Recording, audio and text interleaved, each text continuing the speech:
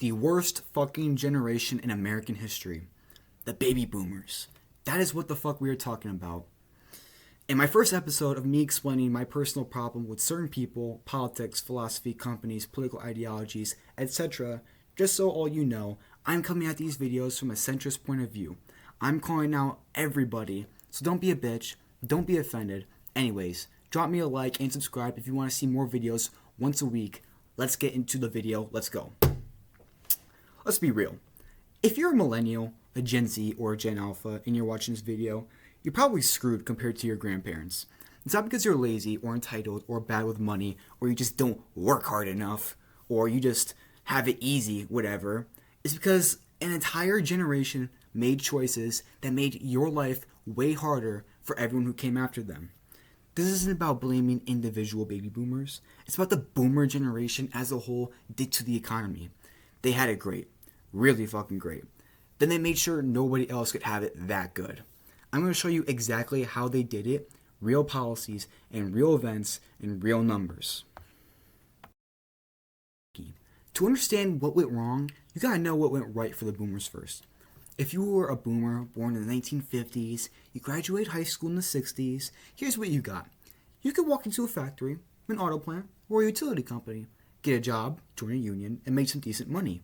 Your boss couldn't just fire you whenever the fuck he wanted to.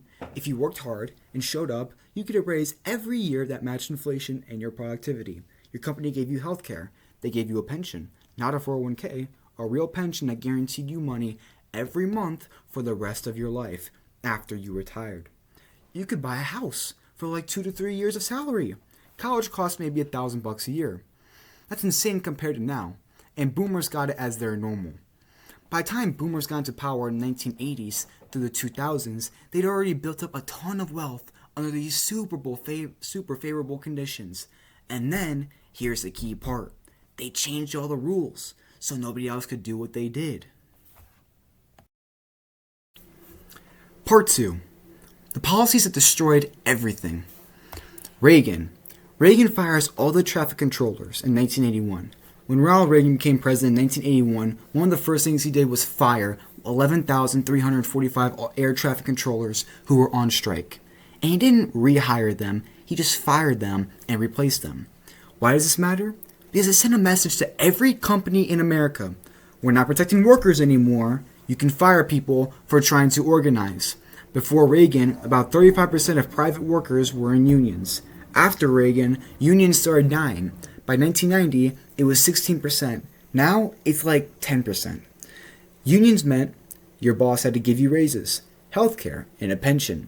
When unions died, that all went away. Here's what happened to wages after that.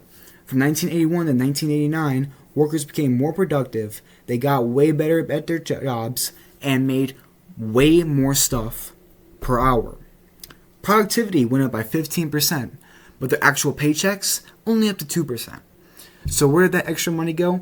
Into the pockets of the companies, owners, and executives. Workers made way more value, but didn't get paid for it. This set the pattern for the next 40 years. Workers get more productive, but they don't get paid more. Pensions. Pensions get destroyed. 1980s to the 1990s. Imagine getting a check every month for the rest of your life. After you retire, no matter what happens, that's what a pension is. Your company pays for it. You don't have to worry about the stock market crashing when you're 75. Boomers mostly got paychecks and pensions. In 1978, there was a new tax rule called the 401k. It wasn't supposed to be your retirement. It was supposed to just be extra savings for rich executives. But in the 1980s and the 1990s, companies realized, hey, we can just get rid of pensions and make workers use 401ks instead. Now you're responsible for your own retirement. If the stock market crashes the year before you retire, you're screwed. If you don't save enough, you're screwed. If you pick bad investments, you're screwed. Public companies that use pensions now give nothing. And don't get me wrong, if you invest in bad investments and you don't save your money and you spend it on a bunch of junk that you don't need or whatever, that kind of thing, and you overspend, you have bad credit, that kind of thing, that's kind of your own fucking fault. Let's be honest there, alright? So anyways, back to the pensions. A pension might give you $40,000 a year for 30 years of retirement. That's $1.2 million total of a 401k with $250,000 in it, if you're careful. Gives you maybe $10,000 a year. That's way less. And who profits? The investment companies that manage 401ks, charging fees the whole way. They've made trillions off this. Houses became investment toys. 1980s to 2000s. In the 1970s, houses were mostly just places people lived. By the 1980s, they became a way to get rich quick. Boomers bought houses cheap. Then they realized, if I buy a second house, rent it out, and sell it later for more money, I make a fortune. So they did. They bought a lot of them. But here's what they also did. They made sure nobody else could build new houses. Wealthy boomer neighborhoods passed zoning laws that basically said, no new houses allowed. They call it protecting the neighborhood.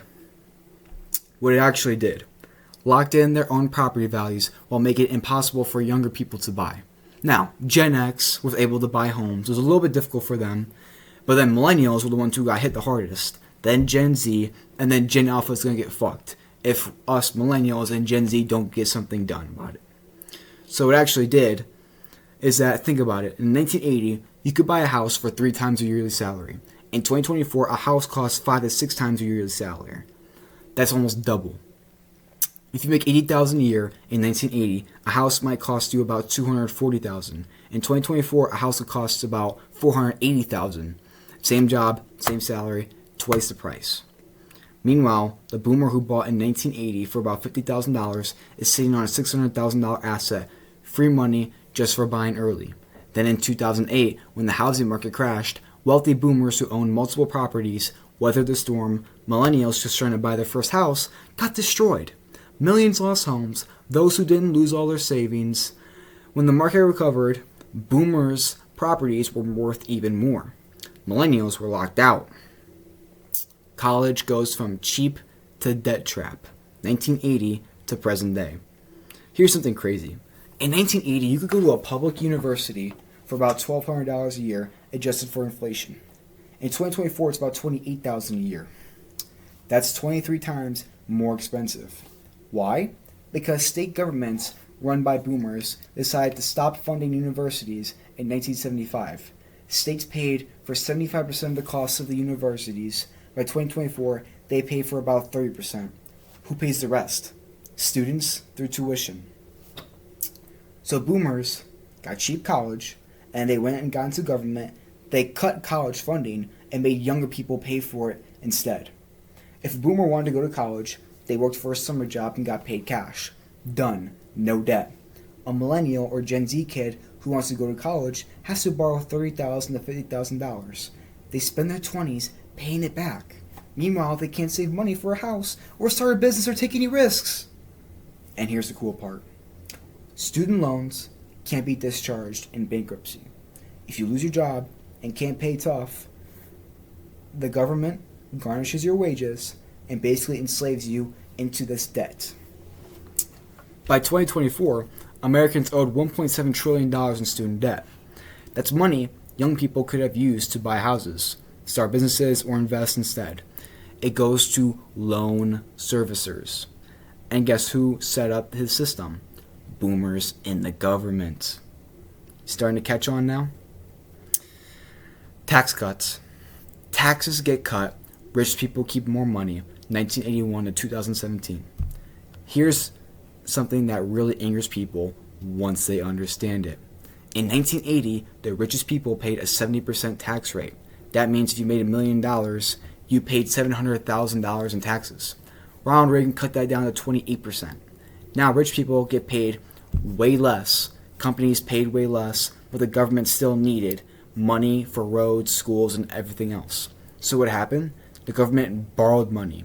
The national debt exploded. In 1980, the debt was $900 billion. By 2024, it's $34 trillion. Who has to pay that back? Think about it.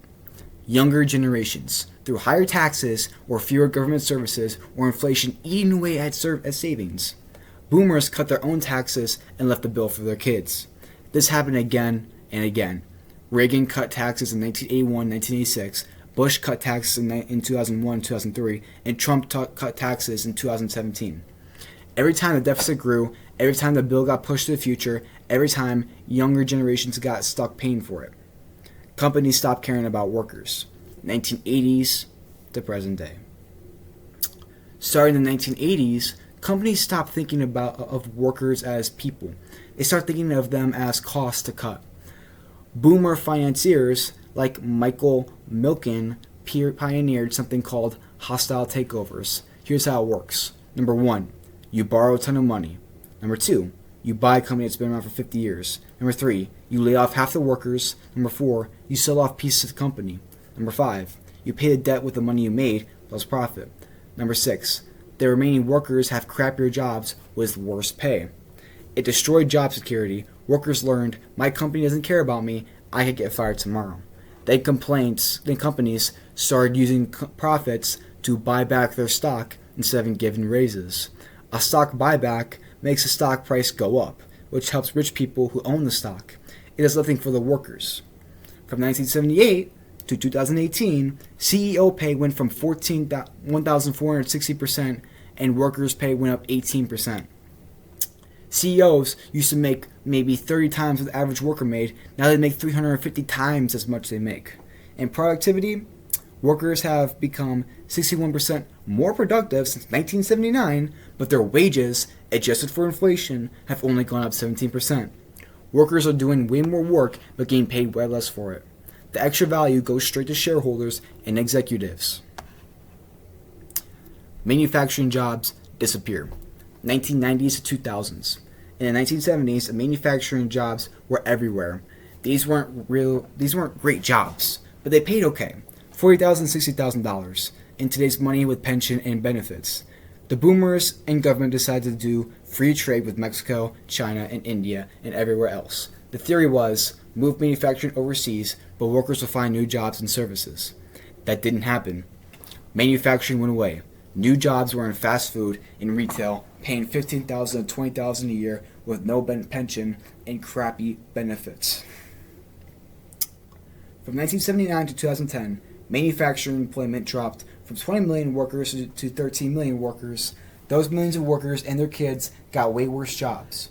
Why did boomers allow this? Because it made companies more profitable. Companies could make stuff in China for cheaper and sell it in America for the same price. The profit margin increased. Shareholders, who include wealthy boomers, got richer. Workers got poorer. But boomers didn't care because they were the ones losing jobs. They weren't the ones losing jobs. I apologize. Healthcare gets insanely expensive. 1980s to present day. In 1980, healthcare is about 9% of the economy. In 2024, it's 17%.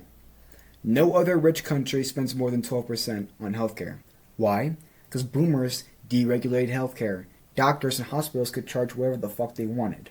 There was no price control. Insulin costs $300 a month in America. In Canada, 20 miles away from it, it costs $30. Same drug, same company, different price, because America has no regulation. Boomers benefited from cheaper healthcare. Employer plans were actually decent back then. By the time healthcare got expensive, boomers were old and on medicine and Medicare, which paid for everything. Millennials and Gen Z, they pay crazy premium and crazy deductibles and still go bankrupt if they get sick. Part 3. The bottom line. What's this actually going to cost you? Let me give you actual numbers for what younger generations lost. Housing. You'll pay about $200,000 more in today's money for a house than your younger boomer parents paid for theirs.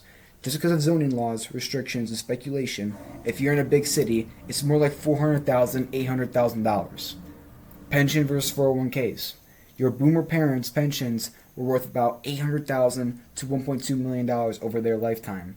Your 401k will be worth about $200,000 to $400,000. That's a $600,000 to $1 million difference. Student loan debt. You borrowed $40,000 for college. Your boomer parents paid $2,000 in cash. Even adjusted to inflation, they paid way less. They could actually save money instead of paying debt. Lost wages. If your wages had kept up with your productivity, you'd be making more than 60% more than you actually make it. If you make about $55,000 now, you should be making $88,000 based on productivity gains. That's $33,000 a year you're not getting. Over a 40-year career, that's over $1 million. Total, add it all up. Higher housing prices, lost pension money, student loan debt, stagnant wages, and worse benefits.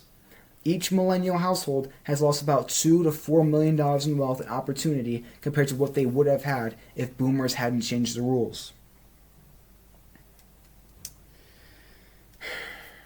So part 5. Why boomers' excuses don't hold up anymore. Boomers like to say, well, globalization was inevitable. Technology changed everything, we couldn't control it. You guys just don't work hard enough. You guys just don't know how to work like we did. Nope, it's not how it works. It's not how it works, Grandpa. On globalization, Germany kept manufacturing by protecting workers' wages and benefits. Switzerland kept good jobs by maintaining strong unions. These weren't inevitable forces. They were choices. Boomer politicians in America chose differently. On technology, yes, technology made workers more productive, but that doesn't mean wages have to stagnate. In the 1960s, when technology was improving fast, workers shared in the gains. Wages went up with productivity. In 1980s onward, workers didn't share in the gains. That was a choice to give profits to shareholders instead of workers. Part 6. What you're dealing with now if you're a millennial, Gen Z, or Gen Alpha. Here's your actual situation. I don't mean to be a glass half empty kind of guy. I don't mean to be negative, a party pooper, or whatever, or a buzzkill. I'm just going to be honest with you. Housing is unaffordable. Your boomer parents spend 20 to 25% of their income on rent or mortgage. You probably spend 35 to 50%. In some cities, like New York City, or Miami, or Chicago, or LA, you spend about 60%. That leaves way less money for everything else. Savings, education, starting a business, having kids. College debt ruins your life. A boomer could work through college and graduate debt-free. You probably have $30,000 to $50,000 in debt. That debt follows you for more than 20 to 30 years of your life. You can't take risks. You can't start a business. You can't switch careers to do something you actually like. You got to keep the boring job that pays enough to service the debt. No job security. Boomers worked at one company for 30 years and retired with a pension. You jump between jobs constantly, get laid off when companies restructure, and have no retirement security. You gotta save 15 to 20% of your income just to have what your grandparents got from their employers. Wages are frozen. You're way more productive than your boomer parents, but you make way less money in real terms. A college graduate in 2024 makes about what a college graduate made in 1990, adjusted for inflation. You went to school longer, worked harder, and made less. The extra value you create goes to a company, owners, and executives. One more thing. You can't build wealth like your parents did, or your grandparents did. Your boomer parents, grandparents buy a house cheap and watch it become worth more than 10 times more than what they got in 1980 for $50,000 and a handshake and a bag of fucking potatoes. They were able to get a pension they didn't have to manage, get a raise every year for staying at their job, and pay for college with a part-time job. You can't do any of that now. The game has changed. Houses are already expensive and might get less valuable because of climate change. Pensions are gone, raises are rare, and college debt is crushing. It's rigged, and it was rigged deliberately. Part 7. How this all happened. The political choice. Here's what's important to understand. This wasn't inevitable. It was a choice. Boomer politicians and executives could have kept unions strong so wages kept up with productivity, increased college funding instead of cutting it, implementing carbon pricing when they had time, restricted housing speculation instead of enabling it, kept pensions instead of forcing workers onto 401ks, invested in manufacturing instead of letting it disappear, regulated healthcare costs instead of letting them explode, raised taxes on wealth instead of cutting them. They didn't do any of that. Why? Because as a generation, boomers prioritized themselves over everyone else. Money right now over stability later. Getting rich, helping others. Cutting taxes over paying for public stuff. Deregulation over rules that protected workers. These were conscious decisions boomers had the power to do. Something different, and they chose not to. And here's the conclusion. The ladder got pulled up. Boomers got incredibly lucky. They were born after World War II, when America was the only country with a working economy. They benefited from strong unions, cheap education, plentiful jobs, affordable housing, and companies that actually took care of their workers. It was fucking amazing. They should have been grateful. Instead, they dismantled it. They broke the unions, they cut education funding, they made housing unaffordable through speculation, they cut taxes on themselves and corporations, they offshored jobs, they destroyed pensions, they ignored climate change, they rigged the entire game so they could extract as much wealth as fucking possible. Now, millennials and Gen Z and Gen Alpha are supposed to deal with housing costing 2 to 3 times as percentage of income, college debt instead of cheap education, 401ks instead of pensions, stagnant wages despite working harder, a climate change that'll get worse every year, and a national debt that we'd have to pay off. This isn't about generational attitudes or value. This is about power and money. Boomers had the power. They used it to take the money from the future, and now the future is here, and it's worse for everyone else. Trust me, do not let these boomers gaslight you. Do not let these boomers make you feel like you're an asshole and you're an idiot for calling this out. You didn't cause this. You inherited this. And it's going to suck to fix. But at least you know exactly what happened and why.